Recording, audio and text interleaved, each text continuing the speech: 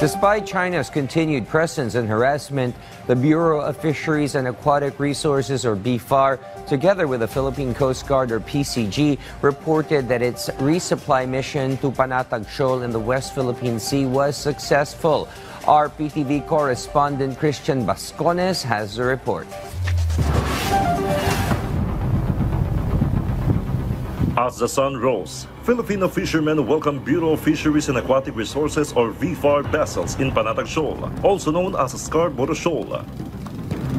As part of the resupply mission and joint maritime patrol of the Philippine Coast Guard, or PCG, and BFAR, fishermen were provided with fuel for their operations. The main goal ng pag-deploy natin ng Philippine Coast Guard at ng apat na Bureau of Fisheries and Aquatic Resources ay alinsunod sa utos ni Pangulong Marcos na siguraduhin natin ang kaligtasan ng ating mga mangingisda, while at the same time we encourage them to fish in Bajo de Masinloc or in general in the West Philippine Sea, while at the same time we provide fuel subsidy for them to be more motivated in doing fishing activities in this area. Each BFAR vessel distributed 60,000 liters of fuel along with groceries, sacks of rice, and medicines worth over 80,000 pesos to the fishermen. Sa tulong po sa amin, sir, ng BFAR, nabibigyan po kami, sir, ng fuel sa amin, sir. Kasi malaking tulong po sa aming mangingisda yun. Kasi po, sir, malaking kabawasan sa konsumo namin. Mga sir na yung kumbaga sir, pagbibili kami ng fuel, sir, yung mga kagaya ng mga maliit na bangka, sir, maabot din ang kumukonsumo ng 30 mil. While the resupply mission was underway, 7 China Coast Guard, or CCG, ships surrounded the Philippine vessels, 2 from the PCG and 4 from the BFAR. The CCG deployed a rigid inflatable boat, or RHIB, to harass the fishing boats approaching the Philippine ships. The CCG attempted to block the resupply mission, but they failed to do so. Lumalakas po loob namin, sir, kasi nga po, sir, kung hindi po pupunta yung BFAR dito, sir, kung di ano po dito sa malapit sa Scarborough, sir, ano yung kami, sir, ano yung ng China, sakupin po ng China patabi ng patabi. Kaya po pag-abang nandiyan po yung mga China, mga Philippine Coast Guard at saka BFAR po, siyempre po na sila na hanggang bahala sila sa hanggang doon na lang sila kung sakaling diyan nila kasi po yung hayaan po ng BFAR at saka Coast Guard yung mangingisda dito, sir, talagang malaki pong potensyal ng sasakupin ng China, sir, hanggang tabi.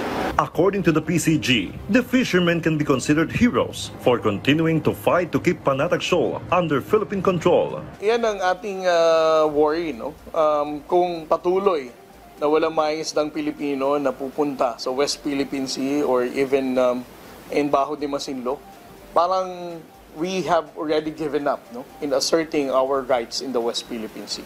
This is the reason why the government is exerting so much effort para mag-provide ng security sa ating mga mangingisda, para mag-provide ng fuel subsidy, para mas masuportahan ang kanilang pangingisda dito.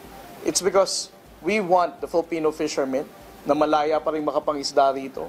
At sa mga susunod na panahon, we're not going to be discouraged to say that West Philippine Sea, ang yaman nito ay para sa Pilipino. The fishermen admit that they are afraid to fish, but they have no choice, as it is their livelihood. Natatakot din po kami, sir, kasi minsan po, sir, pag dumidikit kami dyan, sir, sinasalubong na kami yan Binubusinahan na kami yan, sir, papalisin talaga kami yan. Kaya kung hanggang saan lang po sa dashline nila, hanggang doon lang po talaga, sir. Dati kasi, sir, 20 miles lang. Ngayon, hanggang 30 miles na lang sila, nagpapalis na sila. Jonathan shared his experience with the harassment activities of China. Lagi po silang naharas sa amin pag dumadaan kami kasi yung mga payo namin nasa weste po ng Scarborough. Tayo sa Panatag Shoal, nasa weste ng Panatag Shoal. Pag dumadaan po kami doon, inaharas po kami. Walang daan po na hindi po kami naharas.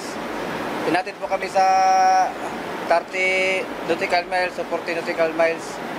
Kaya yung krudo namin, ubus-ubus talaga. Kasi makatipid kami, hindi na kami makatipid. The fishermen expressed their gratitude to the government for boosting their morale and continue to fish in waters that rightfully belong to the Philippines. Hindi na po kami pinapalis po pag nandito po sila. Yung BFAR at saka yung Coast Guard po. Kaya malaking tulong din po sa amin na nandito po sila.